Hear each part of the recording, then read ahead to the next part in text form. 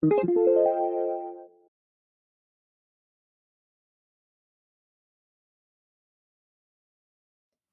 here with Essence Johnson, OD, FAAO.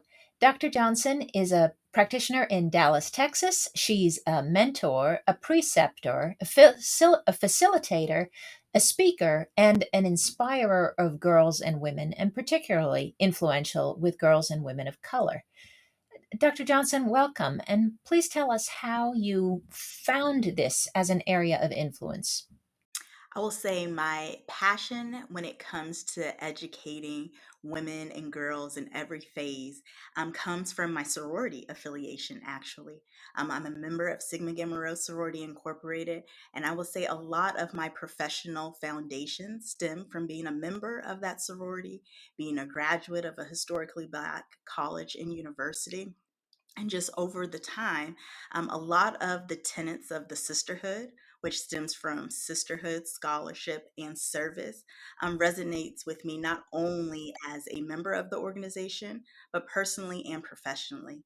So, as I began my journey as the doctor of optometry that I am today, I have found a lot of alignment and a lot of synergy that even with the patients that I examine and encounter on a day to day basis, it also allows me an opportunity to not only educate them on the conditions that may be affecting their eye, but also give them a moment to share the journey that I had myself as a young girl who was particularly influenced by my sixth grade math teacher to pursue the sciences and then eventually to become a doctor of optometry. You've taken this influence beyond simply your own smaller sphere of your community. You are really working to impact the diversity and inclusion in optometry itself as a profession with the 13% promise, with your involvement in Black Eye Care Perspective. Tell us a little about that. I will say with the pandemic, a lot of good has come out of it. A lot of rebirth I've noticed with myself and just other people in general. Um, Literally, probably up until the pandemic happened, I would say that I was a person who did a lot of invisible work, even though I was very active with my sorority or with my community and my church.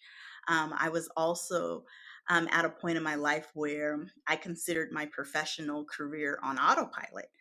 Taking some time to grieve after the loss of my mother, finding my footing on what mode of practice would be more fitting for myself, finally, hitting those life milestones as far as getting married and having children. So I had put my profession, so to speak, on the back burner as I was just going through and living life. Then, when the pandemic came up with all of the social unrest, just getting more involved with my optometric associations in particular, with our virtual platforms and on social media, I had that awakening. I would say that my inner passion and calling was awoken during that time, and I made the sound and conscious decision that I could no longer keep going through my professional career on autopilot. And part of that awakening started with reaching out to Dr. Adam Ramsey, who had an online community and group with one of my schoolmates, Dr. Daryl Glover, which we know as Black Eye Care Perspective. And I, again, saw a lot of synergy and alignment in their just passion as professionals, but also with the mission and messaging that they wanted to put forth. And I wanted to be a part of that. I wanted to now be more visible and more vocal because I realized that, as I like to call it, I'm no longer a baby doctor.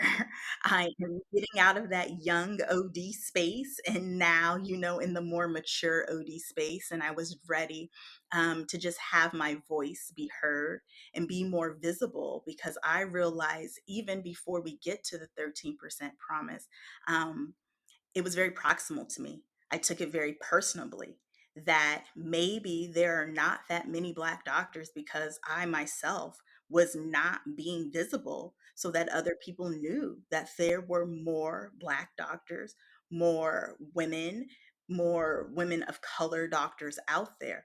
So I took it as a personal mission to improve the marketing and the messaging of my profession from where I was. And then through Black Eye Care Perspective, I had that larger platform to now bring that mission and messaging even beyond Dallas, Texas. We are reaching every parts of our industry, other industries, other parts of the nation, even going internationally, and awakening some of that same spark in other doctors of color and just other professionals in our industry in general to say, hey, yes, when I speak a lot, I talk about being a minority. And then as I talk in this space, I realize that I'm a triple minority. I'm a Black female optometrist. And I don't think many of us realize that optometry is very underrepresented in healthcare. And some of the same barriers that I face as being just a female or being a Black female, I face them as an optometrist as well, even working in the hospital system that I have given now 7 years to. And I no longer want it to be a who are we or where are we or what is it that we do. I want it to be more mainstream and commonplace, not only amongst my colleagues, not only amongst the students that we mentor, but in the communities in our nation as a whole, to know what optometry is, to know not only what we do, I like to say, now I'm getting tongue tied, not only to say what we do, but also who we are and who we provide care to. And that extends to our communities, underrepresented or overrepresented as well. And why is it important that optometry of the future be more representative, be more inclusive? You can look at it from two ways.